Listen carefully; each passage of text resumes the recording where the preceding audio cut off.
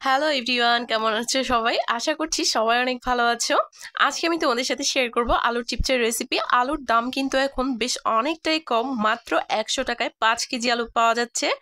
আর আমি বানিয়ে ফেললাম চিপস। এভাবে চিপস বানিয়ে কিন্তু সারা বছর সংরক্ষণ করে রাখা যায়।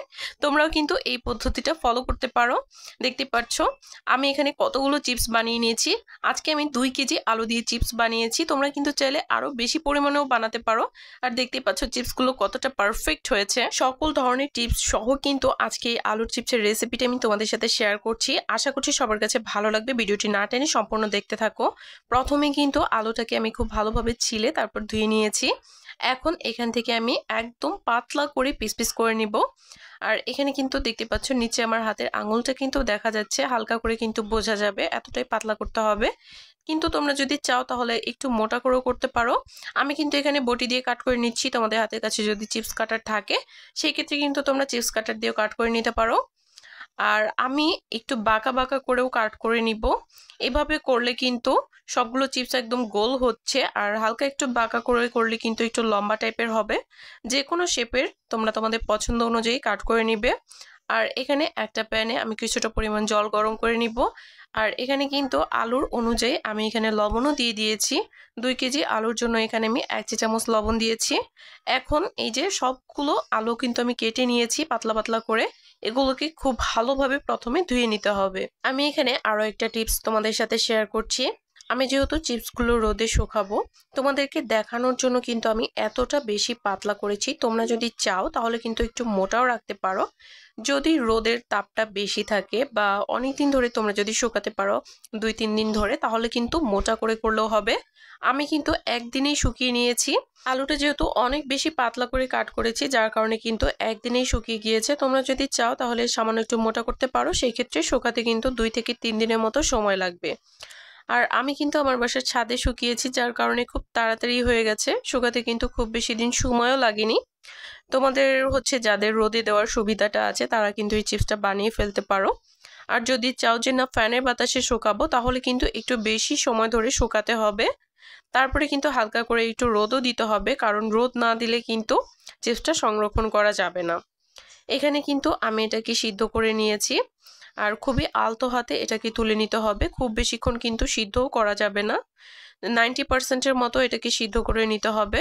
তারপর এই তো আমি ছাদে চলে এসেছি, আর চিপসগুলোকে কিন্তু একটা একটা করে ছাড়িয়ে দিচ্ছি। প্রথমে কিন্তু খুব ভালোভাবে জল ঝরিয়ে নিয়েছি, তারপরে কিন্তু চিপসগুলোকে এই যে শুকাতে দিয়ে দিচ্ছি। একটা একটা করে দিয়েছি, সারা দিন এখানে শুকিয়েছি। আর তারপরে কিন্তু চিপসগুলো একদম পারফেক্ট হয়ে গেছে, খুব ভালোভাবে কিন্তু শুকিয়ে গিয়েছে, একটা চিপসও কিন্তু কাঁচা নেই। আর এই তো দেখতে পাচ্ছ কতগুলো চিপস হয়েছে, সবগুলোই আমি তুলে নিয়েছি। আর এগুলোকে কিন্তু এভাবেই একটা বক্সের মধ্যে ভরে সংরক্ষণ করে রাখা যাবে 1 বছর পর্যন্ত। আর আলুর দাম যেহেতু বেশ অনেকটাই কম, আলুর দাম কম অবস্থায় কিন্তু তোমরা এই চিপসগুলো বানিয়ে সংরক্ষণ করে রাখতে পারো। এই তো আমি একটা বক্সের মধ্যে ভরে নিচ্ছি। চিপসের রেসিপিটা তোমাদের কাছে কেমন লাগলো অবশ্যই কমেন্ট করে জানাবে। আর আমি তোমাদেরকে কয়েকটা ভেজেও দেখিয়ে দিব। আসলে এগুলো তেলের মধ্যে দেওয়ার সাথে সাথেই কিন্তু ভাজা হয়ে যাবে। কয়েক সেকেন্ড সময় লাগবে, 1 মিনিটও সময় লাগবে না। আর তেলটাকে কিন্তু খুব ভালোভাবে গরম করে নিতে হবে প্রথমে। আর আলুর চিপস ভাজতে কিন্তু খুব বেশি তেলও লাগে না। অন্য সব চিপস ভাজতে কিন্তু একটু বেশি পরিমাণেই তেল লাগে, তবে এই আলুর চিপসটা ভাজতে কিন্তু খুব বেশি তেল লাগে না। যারা আলুর চিপস আগে বানিয়েছো তারা কিন্তু জানো খুব বেশি তেল কিন্তু লাগে না।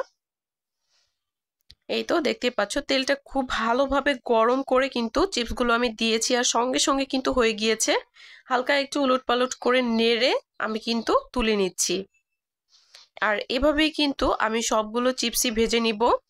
দেখতেই পাচ্ছ কতটা কোকড়ানো ছিল, তাই না, শুকানোর পরে। আর দেখতেই পাচ্ছ ভাজার পরে চিপসগুলো কেমন হয়েছে। আর এই চিপসগুলো খেতেও কিন্তু অসম্ভব মজার হয়েছে।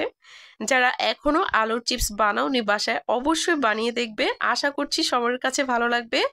আর আমি যে টিপসগুলো তোমাদের সাথে শেয়ার করলাম সেগুলো কিন্তু অবশ্যই ফলো করবে, কারণ যে কোনো রেসিপির ক্ষেত্রেই যদি সকল টিপস ফলো করা হয় তাহলেই কিন্তু রেসিপিটা একদম পারফেক্ট হয়, তাই না? যাই হোক, রেসিপিটা কেমন লাগলো তোমাদের কাছে অবশ্যই কমেন্ট করে জানাবে। আমি কিন্তু শুধু ভাজছিলাম, ভাজতে আমার এত বেশি ভালো লাগছিল, তেলের মধ্যে দেওয়ার সাথে সাথেই কিন্তু একদম ফুলে উঠছে। দেখতেই পাচ্ছ কয়েক সেকেন্ড সময় লাগছে মাত্র। আমি কিন্তু এখানে ভিডিওতে কোনো রকম কাট করিনি, কাট ছাড়া কিন্তু তোমাদেরকে দেখাচ্ছি। আর দেখতে পাচ্ছ কত সুন্দর ভাজা হয়ে যাচ্ছে। আর চুলার আঁচটা একটু বাড়তি থাকার কারণে কিন্তু এবারে চিপসগুলো আমার হালকা হালকা একটু পুড়ে পুড়ে গিয়েছে। চুলার আঁচটা কিন্তু পরের দিকে অবশ্যই কমিয়ে দিয়ে ভাজবে, তাহলে কিন্তু চিপসগুলো আর পুড়ে যাবে না। আর প্রথমের দিকে কিন্তু তেলটাকে খুব ভালোভাবে গরম করে নিতে হবে, তারপরে চিপসগুলোকে ছাড়তে হবে, তাহলে কিন্তু একদম পারফেক্ট হবে। আর আমার চ্যানেলে কিন্তু আরও অনেক আলুর চিপসের রেসিপি দেওয়া আছে, তোমরা চাইলে দেখে নিতে পারো। তবে আজকে কিন্তু আমি চেষ্টা করেছি একদম সকল চিপস সহ রেসিপিটা তোমাদের সাথে শেয়ার করার। আশা করছি সবার কাছে ভালো লেগেছে। আর অবশ্যই বিশেষ করে এই টিপসটা মাথায় রাখতে হবে, আলুটাকে কিন্তু একদম বেশি সিদ্ধ করে ফেলা যাবে না, তাহলে কিন্তু রোদে দেওয়ার সময় একদম ভেঙে যাবে। 90%-এর মতো সিদ্ধ করবে, যেন রোদে দেওয়ার সময় চিপসগুলো ভেঙে না যায়। তারপর এটাকে খুব ভালোভাবে শুকিয়ে নিবে। আর এই তো দেখতেই পাচ্ছ আমি কিন্তু আজকে অনেকগুলো চিপস ভেজেছি অলরেডি, কিন্তু আমার ছেলে অনেকগুলো খেয়েও নিয়েছে। আর তোমাদেরকে একটু দেখিয়ে দিচ্ছি কতটা মুচমুচে হয়েছে চিপসগুলো। একটা ভেঙে একটু দেখিয়ে দিচ্ছি, দেখো কতটা পারফেক্ট হয়েছে, তাই না? আর হ্যাঁ, এখানে কিন্তু আমার 2-1 খোলা চিপস হালকা একটু কড়া ভাজা হয়ে গেছে, মানে চুলার আঁচটা কিন্তু বাড়তি ছিল। চেষ্টা করবে চিপস ভাজার সময় পরবর্তীতে চুলার আঁচটা অল্প রাখতে, তাহলে কিন্তু পারফেক্ট হবে।